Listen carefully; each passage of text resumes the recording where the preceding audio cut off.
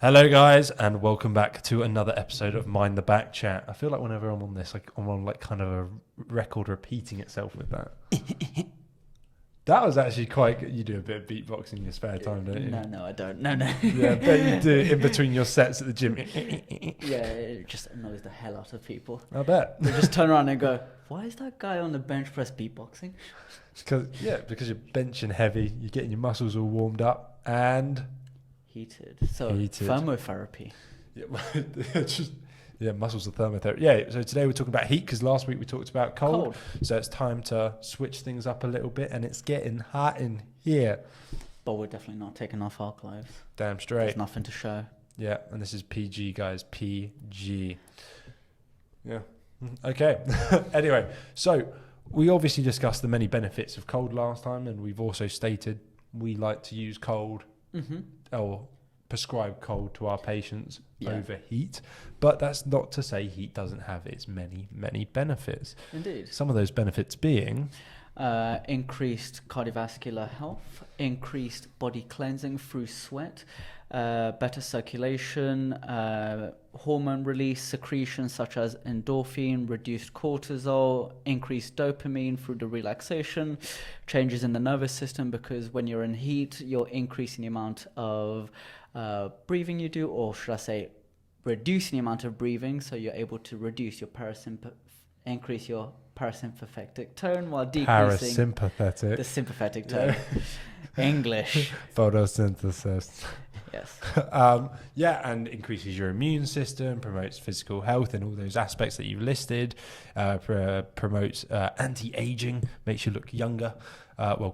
Depending on what type of heat therapy you've gone for. It also has many psychological benefits as well, obviously with the release of cortisol being a nice relaxing agent. But again, only those can come through certain types. And I think as well, when you talk to most patients, go, I need you to put cold on the area. They go, but hot's so much nicer because it has that soothing effect. Yeah. People like to be warm, especially in this country, especially right now when it was snowing all day today. Oh my gosh. Terrible. Nightmare. You know what? Just cancel summer. We're just going to have Christmas again. No. Cancel this.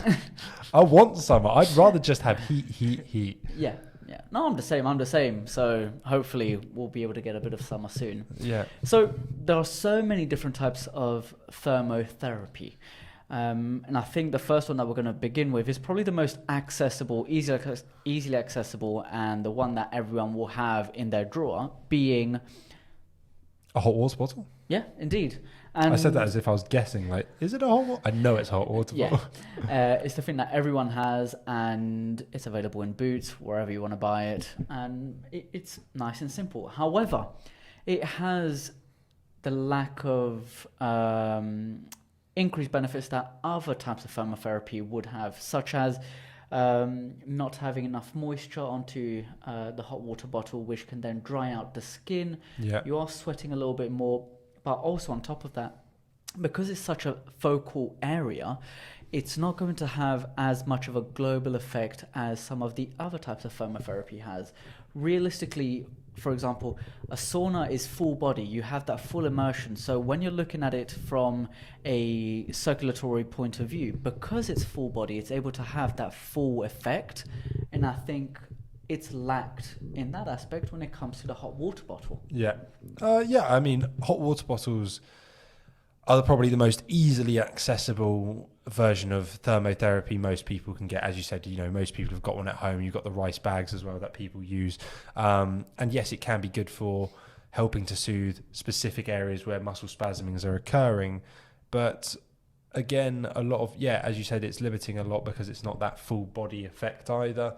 And again, it is targeting just a very small localized area, which as osteopaths we know, a lot of times it's more than just a small area that needs to be targeted. And a lot of times we see with hot water bottles is maybe people aren't wrapping them up properly. So not applying their skin with enough protection, or they leave them on too long, resulting in burns to the skin as well. So there is a risk. There's always going to be risk with heat as well, such as dehydration, which will come later when we discuss saunas as well.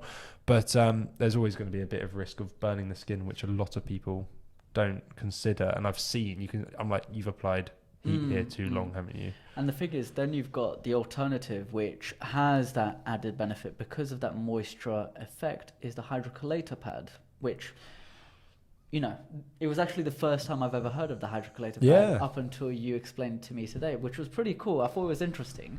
Yeah. But explain a little bit. Basically, what it is it's much like a hot water bottle or a heat pack, basically, quite a larger one. But what it is it's like a heat pad that's got clay and other natural materials built into it, and it's just soaked in a bucket or a vat. Soaked in a vat of water. Poor bat. Yeah, that poor bat. So Is that what Batman went into?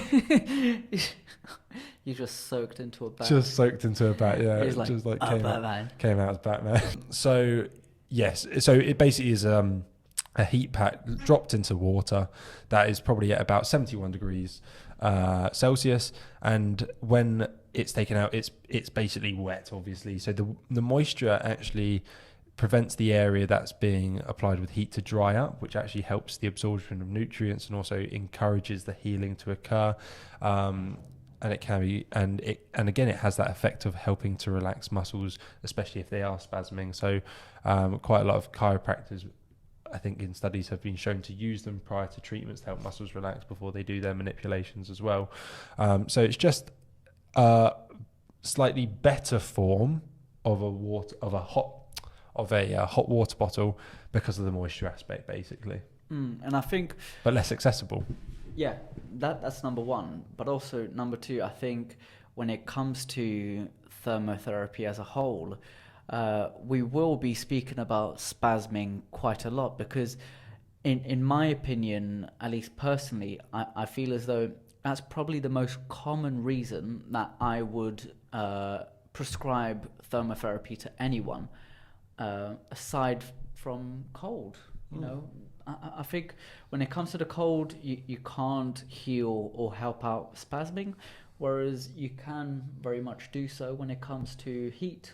Yeah, but again, that comes into the argument of the risk of heat is that build-up of inflammation because you're allowing all that dilation of all those arteries and blood vessels, and yes, it's helping the muscle to relax, you've got more movement, but then that movement's going to be almost too much because the area is now going to be filled with inflammation. So now you try and move it, you can't move it because inflammation's there. So it's a bit counterproductive in that way. If it's more of a muscle strain, heat's going to be beneficial for that aspect. Which is why I think it's quite important to mention when it comes to thermotherapy or cryotherapy, it's really worth asking any sort of medical individual to explain to you whether either one is more suitable towards your presentation. Yes. What would you get most benefit from? Exactly. Because I have had occasions where people go, oh yeah, I did this and this and this. I did hot water therapy or hydrotherapy, pool therapy, whatever you want to call it. And then they come back and they go, it made it so much worse. And my answer to that was, why did you go for that as an option? Yeah. And went, oh, I thought it would relax it. Yeah, a lot of time people go, I thought the heat would relax, but it's only relaxing when it's on the area.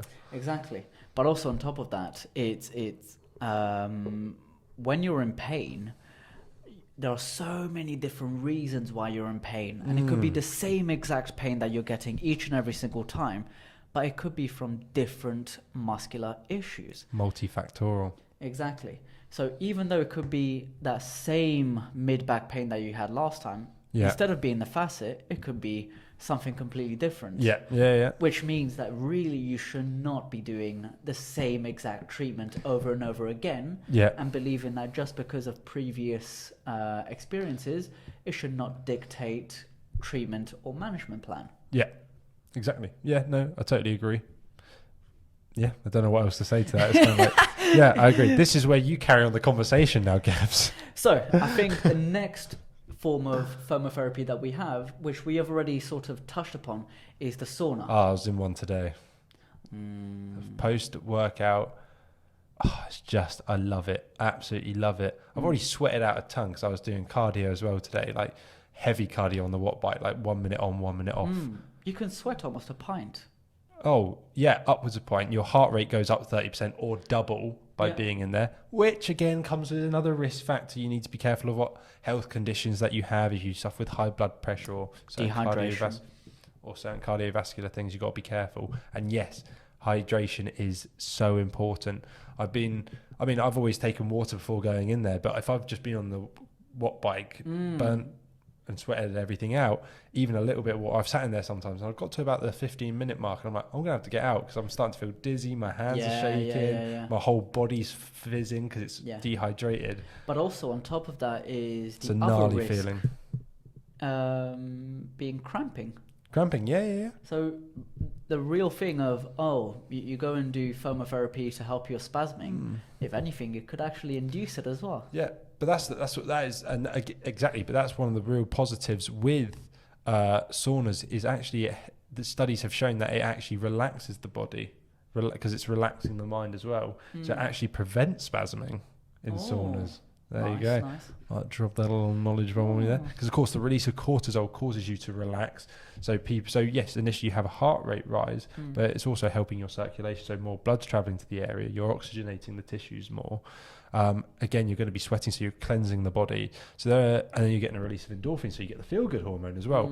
But yeah, it is probably said that you're only supposed to stay in a sauna for at least 15 to 20 minutes. Yeah. I always aim for 20 every single time. I can't always do it, but that's what I normally aim for. And there's always that 60-year-old guy who's in there for like 6 hours a day. Yeah, exactly. I'm pretty sure there's a guy that just lives there, just in the corner. Just like.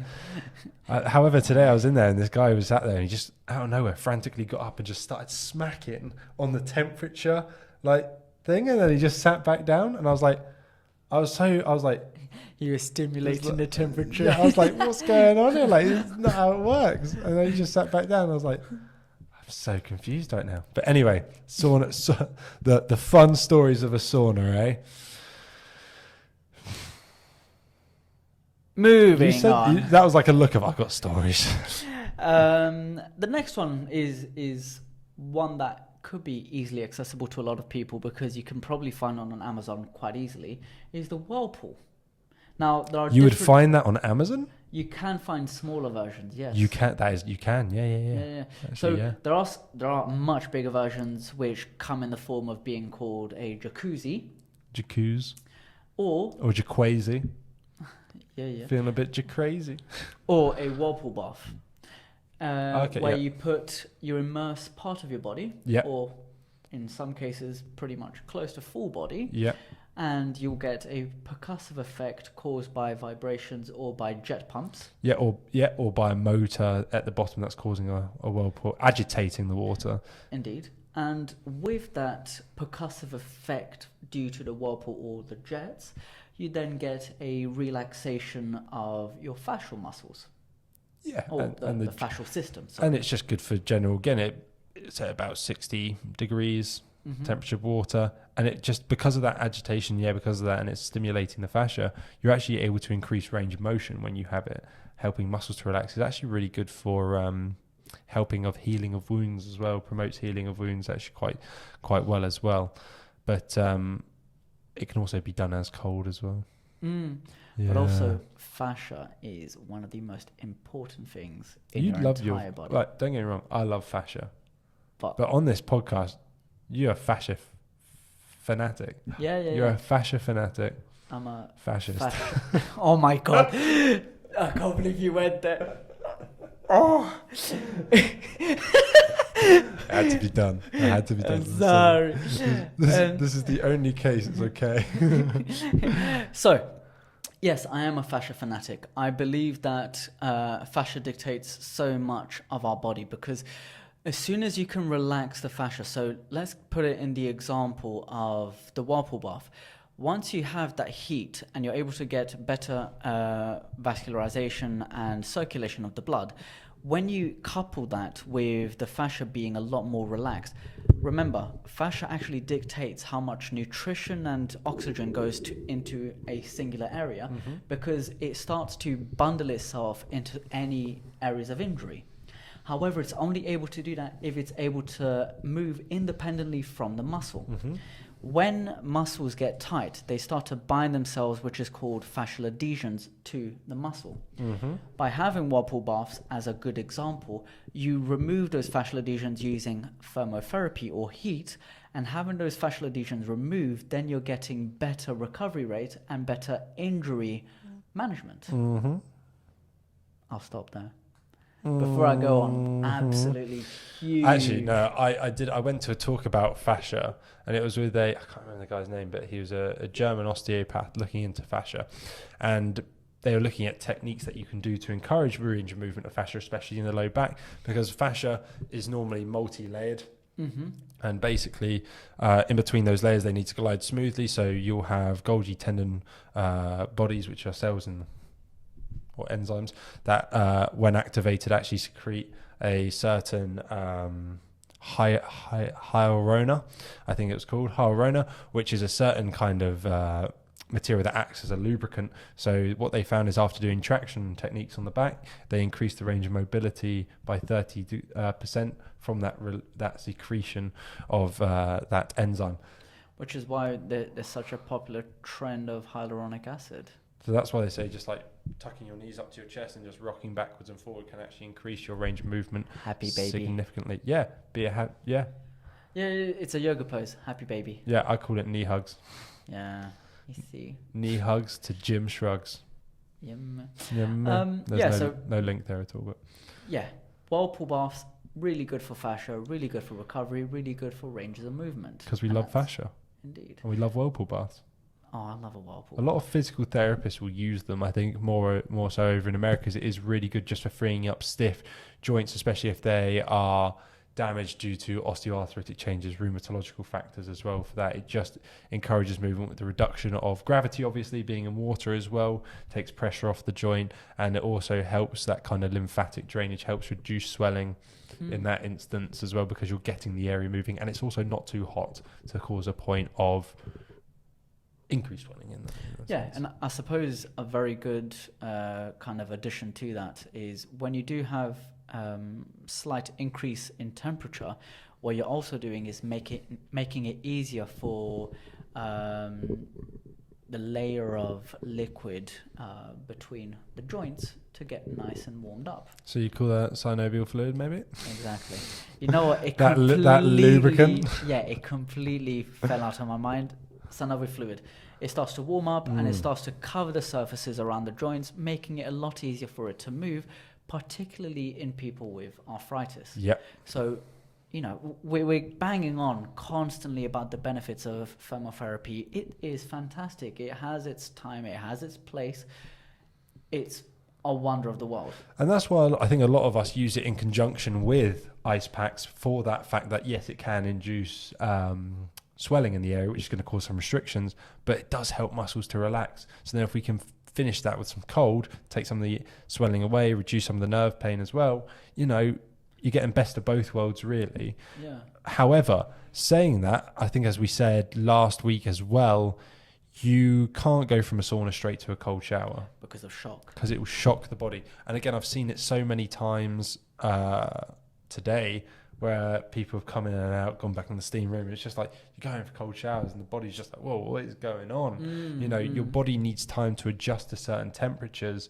And all studies say just allow your body to come back to normal without cold because of the detrimental health effects it will have on the heart mainly. And the thing is, it doesn't even have to be, okay, coming out of the sauna and then waiting hours. No, it's a matter of when you come out of the sauna, wait a minute, and then you can go and have that shower.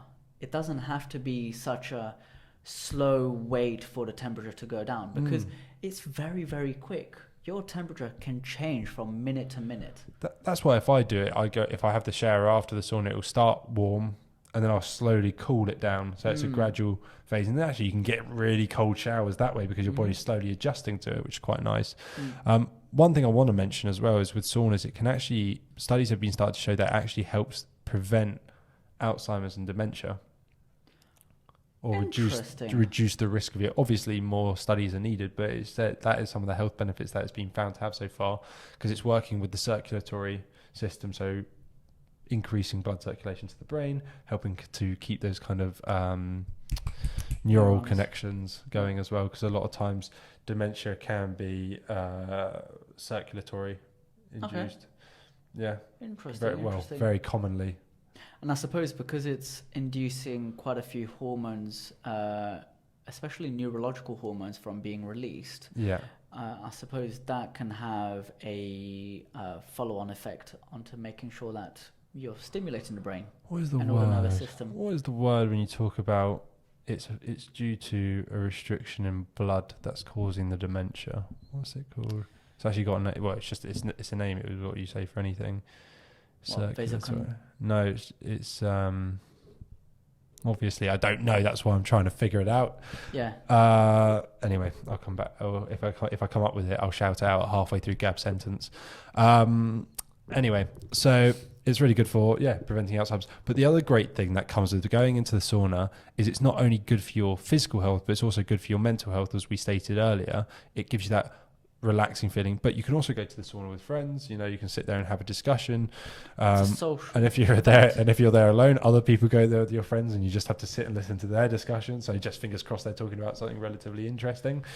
Or also, once you're in there, you can just start speaking to other people. And I've done that quite a few times, and just being able to say, hey, did you have a good workout? And they'll go, okay, yeah. And then what do you do? And you get to just have a quick little chat with them. I know we have a podcast and the whole aspect of it is talking, but I was having this conversation with some other people at the gym, funnily enough, that I met the other day.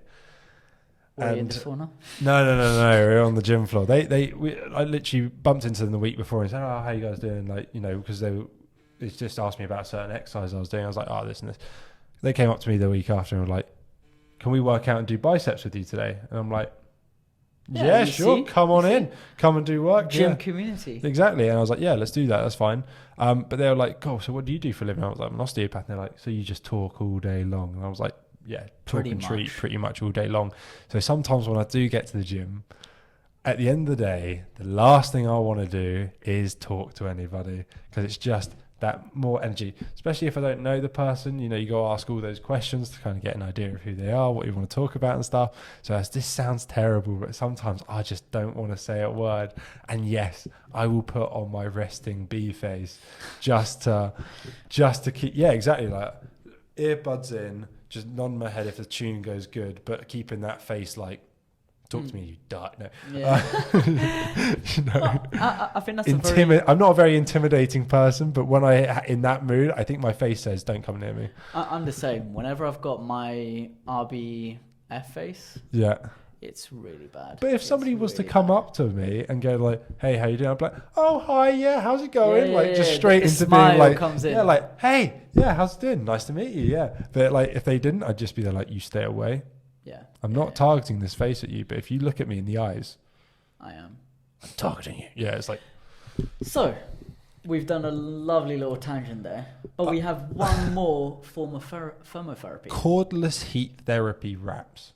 So it's basically like a heat pad. Mm-hmm. Except it wraps around. And it's cordless. And you can take it anywhere. And it's electric. Hence it's cordless.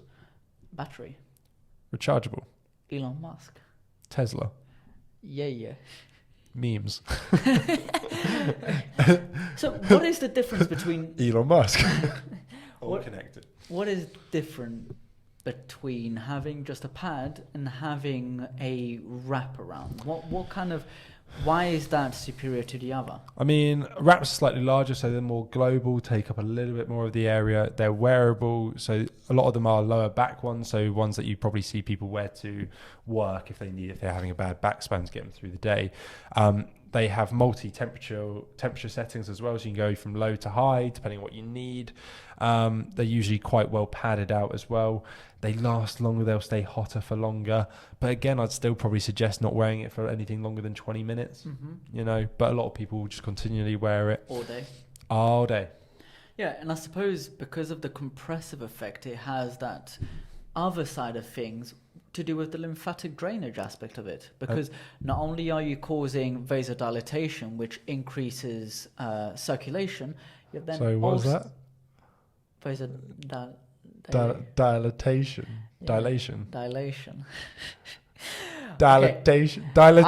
I am Italian Chinese, leave me alone. Vasodilation, which then aids circulation, and then by having that compressive aspect, you're also helping to push lymph fluid upwards, closer to the heart. Beep, beep. Beep, beep. I'm a sheep. Okay, now. And this is another reason why people don't talk to me at the gym, just because I come up with some weird stuff, man. I'm the same. We're both really crazy. Really But that's crazy. why we get along really well. We're just a bunch of goofballs. Exactly. And we're going to wrap it up. With a heat wrap. Yeah. Okay. Have a great afternoon, everyone. Yeah. I hope you enjoyed that episode. It was a pretty whistle-stop tour as to what thermotherapy is, the benefits, the negatives, and the things that come with it, such as the other different forms of it. As always, guys, it's been an absolute pleasure talking to you. Have a best day. Have a best day. Ciao for now. And ciao for now.